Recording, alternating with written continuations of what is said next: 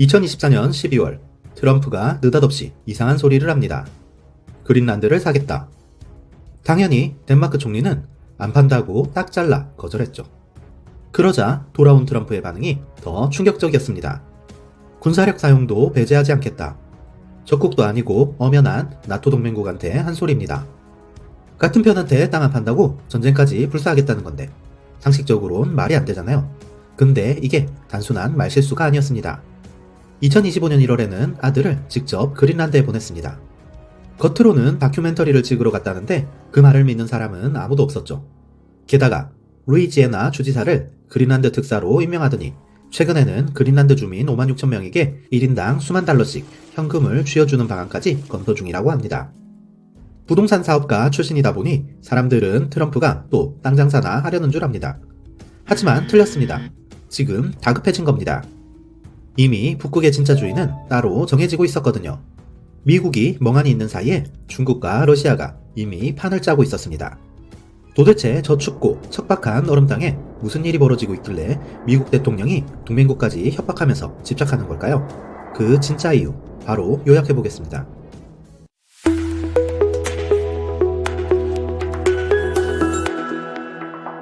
먼저 북극에서 무슨 일이 벌어지고 있는지부터 봐야 합니다. 2018년 1월 중국이 북극 정책 백서를 발표하며 뜬금없는 선언을 했습니다. 우리는 근 북극 국가다. 영어로 니어아틱, 북극 근처 국가라는 뜻입니다. 그런데 지도를 펼쳐보면 황당하거든요. 중국 국경에서 북극헌까지 직선 거리로만 1450km가 넘습니다. 북극에 닿은 땅이 단 1cm도 없죠. 북극과 아무 상관없는 나라가 갑자기 우리도 북극 국가라고 우기기 시작한 겁니다. 당연히 기존 북극 국가들은 황당해했습니다. 2019년 북극 이사회에서 미국 폼페이오 국무장관이 대놓고 비판했죠. 북극 국가가 있고 비북극 국가가 있다. 세 번째 범주 같은 건 없다. 중국이 뭐라고 주장하든 아무 권리도 없다. 사실상 공개망신이었죠. 그런데도 중국은 꿈쩍도 안 했습니다. 이후에도 국제회의마다 근북극 국가를 들이밀고 막대한 돈을 쏟아가며 북극 진출을 강행했습니다. 도대체 중국은 왜 이런 비판을 감수하면서까지 북극에 매달렸을까요? 답은 간단합니다. 땅이 아니라 길이 필요했던 거죠. 중국은 수출과 에너지 수입의 90% 이상을 바닷길에 의존합니다. 세계의 공장이라 불리는 나라가 바다 없이는 숨을 못 쉬는 구조인 거죠. 그런데 문제는 이 바닷길이 하나로 몰린다는 겁니다. 거의 모든 배가 말라카 해협을 지나가거든요. 인도네시아와 말레이시아 사이의 좁은 바닷길인데 폭이 가장 좁은 곳은 불과 2.8km밖에 안 됩니다. 유사시 여기가 막히면 중국 경제는 그날로 숨통이 끊어지죠. 그런데 이 길을 틀어막을 수 있는 나라가 있습니다. 바로 미국이죠. 미국 칠함대가 딱 버티고 있거든요. 중국 입장에선 국가의 목줄을 미국이 쥐고 있는 셈입니다. 이걸 말라카 딜레마라고 부릅니다.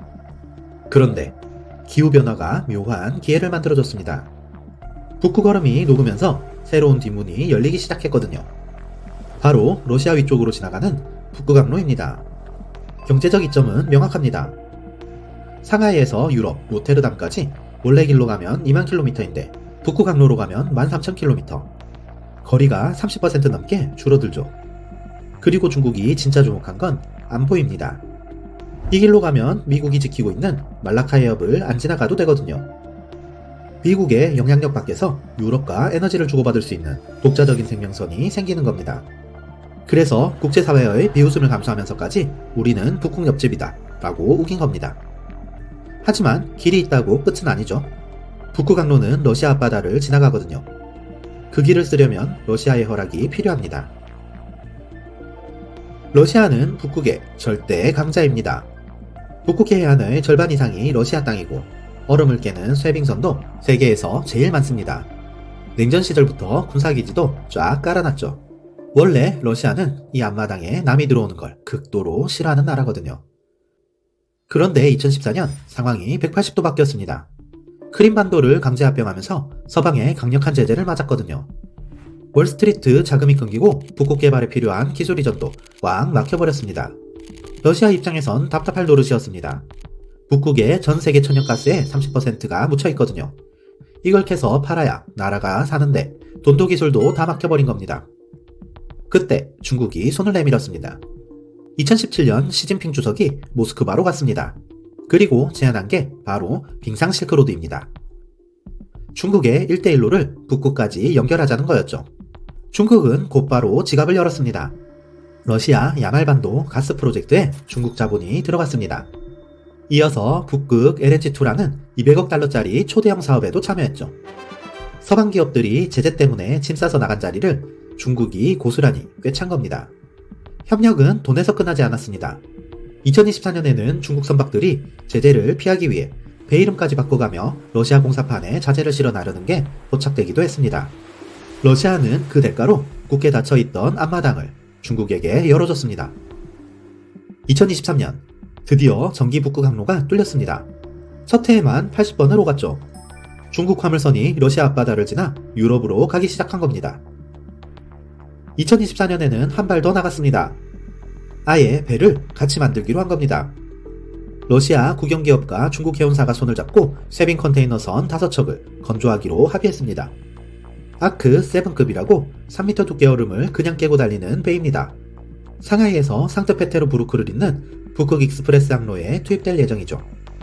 결과는 명확합니다. 중국은 미국의 손이 닿지 않는 백기를 얻었고 러시아는 서방의 봉쇄 속에서도 버틸 돈줄을 찾았습니다. 둘이 손을 잡은 지 6년 만에 북극 항로 물동량이 3,625만 톤을 넘었습니다. 1987년에 700만 톤이었던 걸 생각하면 엄청난 증가입니다. 이 정도 성과가 나오니 다른 나라들도 가만히 있을 수가 없게 됐습니다. 유럽도 눈치를 보기 시작했죠.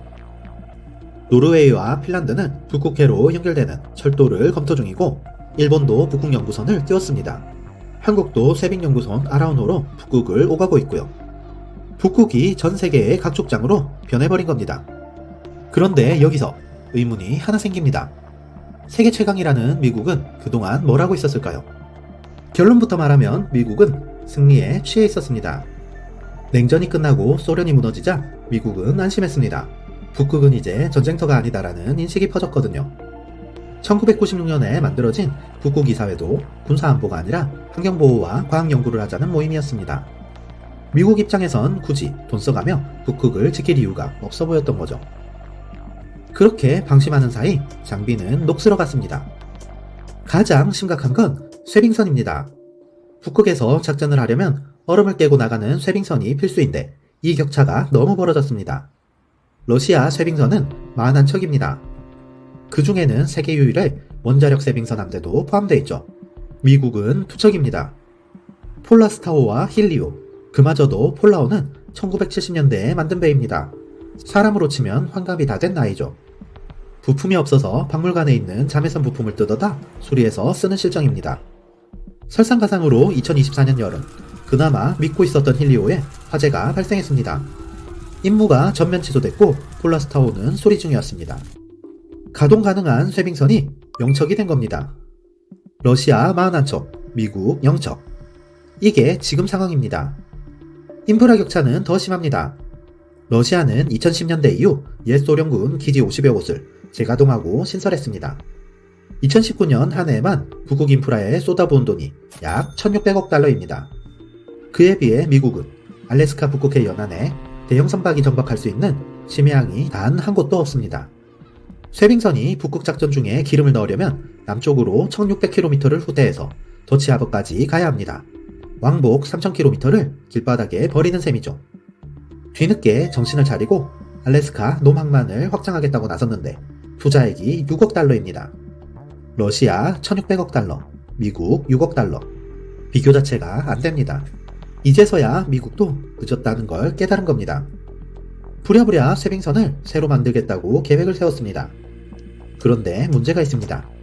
쇄빙선은 만드는데 10년이 걸립니다. 지금 주문해도 빨라야 2030년대 중반에나 나옵니다. 당장 북극은 뺏기게 생겼는데 배도 없고 기지도 없습니다. 그래서 눈을 돌린 곳이 그린란드죠. 쇄빙선 없이도 북극 한복판에 발을 디딜 수 있는 유일한 땅이거든요. 그린란드는 북극해와 대서양을 잇는 길목에 버티고 있습니다.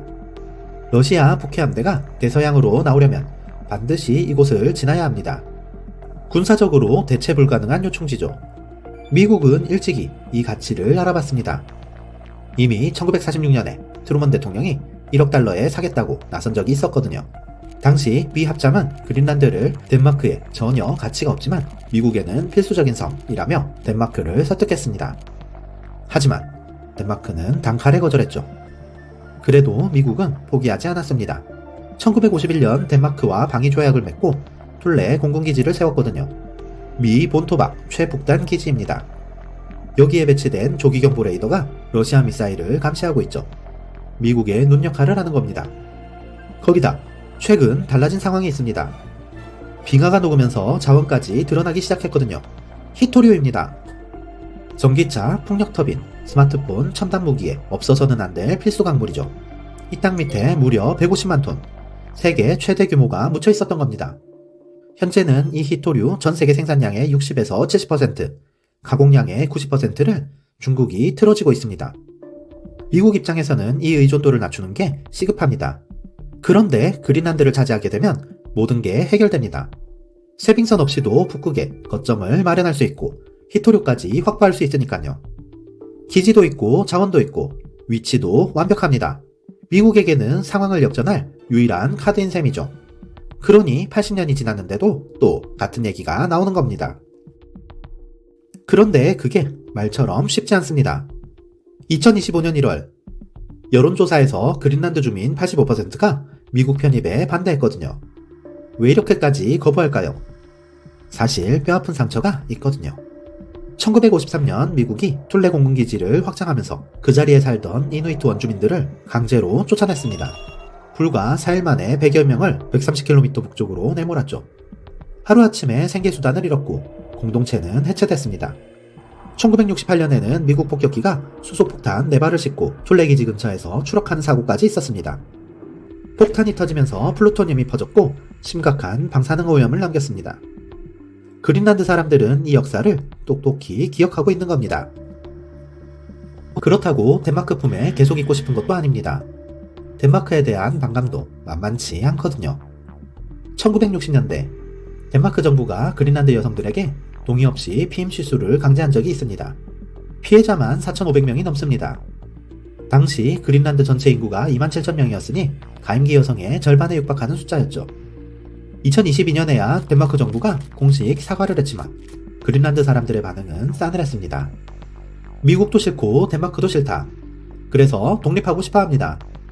2024년에는 자치정부가 궁극적 목표는 독립이라고 선언하기도 했죠. 하지만 현실적인 장벽이 있습니다. 바로 돈입니다. 덴마크가 매년 약 6억 달러를 보조금으로 줍니다. 그린란드 GDP의 4분의 1에 달하는 큰 돈이죠. 냉정하게 말해 이 돈이 끊기면 당장 독립은 불가능합니다. 그러면 히토류를 팔면 되지 않느냐고요? 그것도 쉽지 않습니다. 그린란드 남쪽에 세계 최대 히토류 강산이 있습니다. 10년 넘게 개발을 추진했는데 히토류와 함께 우라늄이 묻혀 있어서 문제가 됐습니다. 환경오염을 우려한 주민들이 거세게 반발했고 주민투표에서 71%가 반대했습니다. 결국 프로젝트는 무산됐죠. 인프라도 문제입니다. 그린란드 전역의 포장도로가 160km밖에 안됩니다. 게다가 기후변화로 영구동토층이 녹으면 집안이 불안해져서 대규모 공사 자체도 어렵습니다. 그린란드의 자연은 인간의 개발을 좀처럼 허락하지 않습니다. 빙하가 녹으면서 북극이 열렸습니다. 중국과 러시아가 손잡고 새백기를 뚫는 동안 미국은 잠들어 있었죠. 쇠빙선 41척대 0척. 그 격차를 메우려면 10년이 걸립니다. 그래서 그린란드에 매달리는 겁니다. 쇠빙선 없이도 북극에 발 디딜 수 있는 유일한 카드니까요. 트럼프가 미친 게 아닙니다. 늦은 겁니다. 북극에선 세판이 벌어지고 있습니다. 기후변화로 빙하가 녹는 건 재앙입니다. 그런데 그 재앙 위에서 누군가는 새백기를 보고 자원을 보고 군사요충지를 봅니다. 기후변화가 재앙이지만 누군가에겐 기회가 되는 현실. 여러분은 어떻게 생각하시나요? 여러분의 의견을 댓글로 남겨주세요.